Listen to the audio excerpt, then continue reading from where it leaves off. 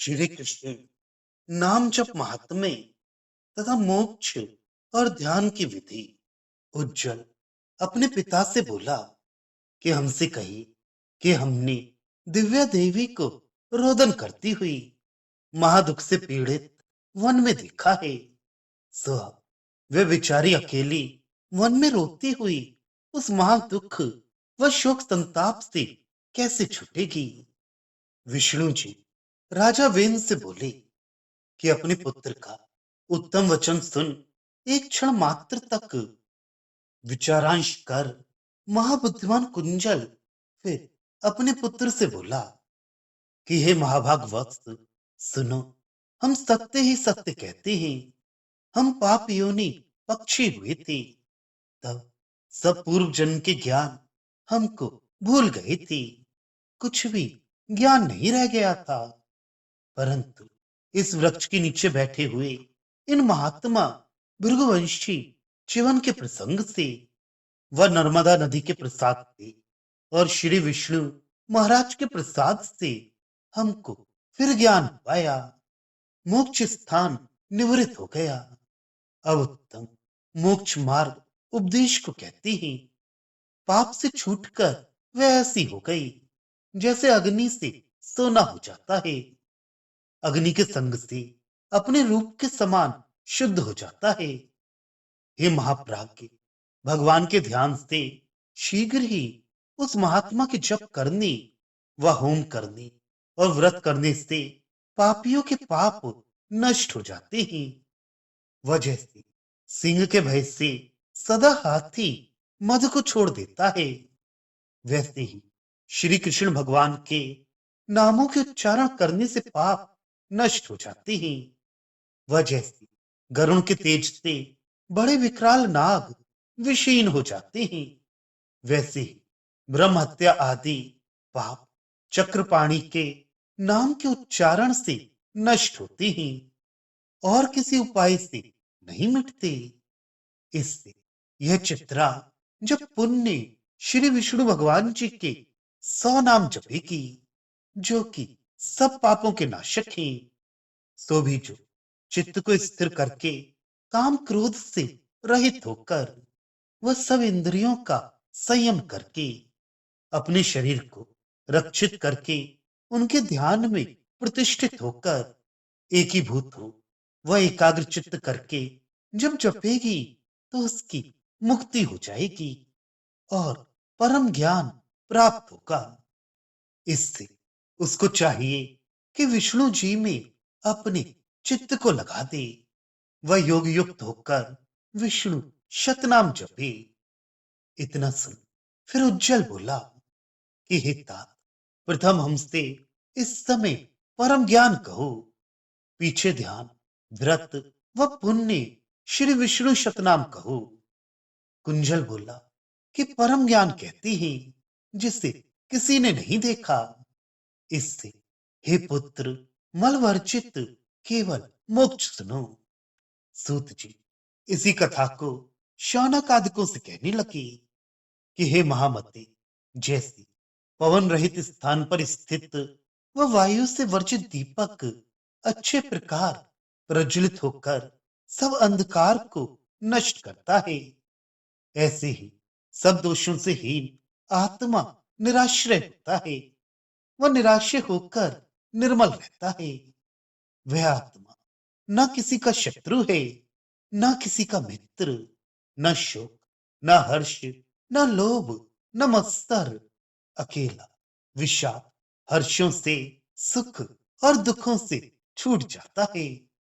वह सब विषयों से इंद्रियों को वह आत्मा अलग कर देता है। तब वह केवल ज्ञान हो जाता है। वह मोक्ष को प्राप्त कर देता है। जैसे अग्नि के कर्म के प्रसंग से दीपक तेल को तब अच्छे प्रकार जलाता है, जबकि हे राजेंद्र बत्ती के आधार से निसंग पवन से रहित होता है। वो तभी तेल को जलाकर शुद्ध कज्जल को दीपक उगलता है।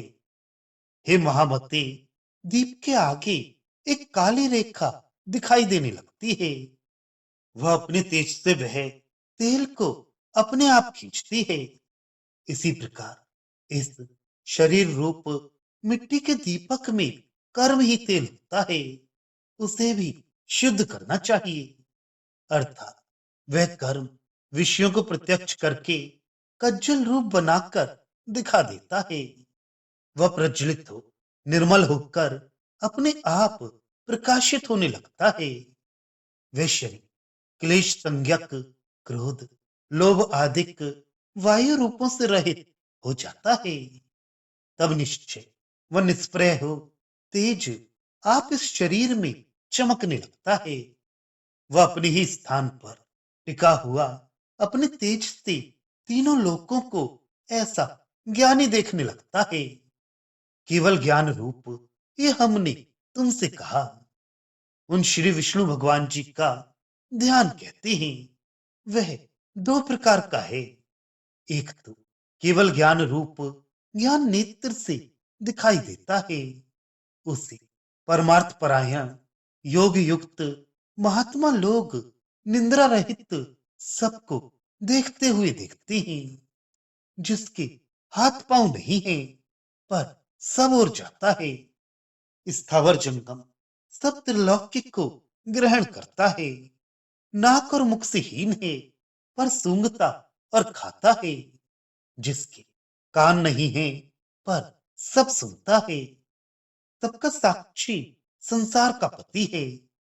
खाल नहीं है पर रूप में संबद्ध है। पंचवर्ग के वश में प्राप्त सब लोग का जो प्राण और चराचरों से पूजित है। जिव्या नहीं है पर सब कहता है। वेद शास्त्रों के पीछे पीछे चलता है। उसके त्वचा नहीं है पर स्पर्श उसका सब कोई कर सकता है। वह विरक्त पर सब में आनंद रूप होकर सदा टिका रहता है। पर उसका कुछ आधार नहीं है कि जिस पर वह बैठता हो। वह निर्जर ममत्वहीन न्यायी सगुण निर्मल अजन्मा अवश्य पर सबके वश्य आत्मा सब कुछ देने वाला वह सब जानने वाला है। उसका धाता इस संसार में कोई भी नहीं, क्योंकि वह व्यापक होने से सर्वमय है।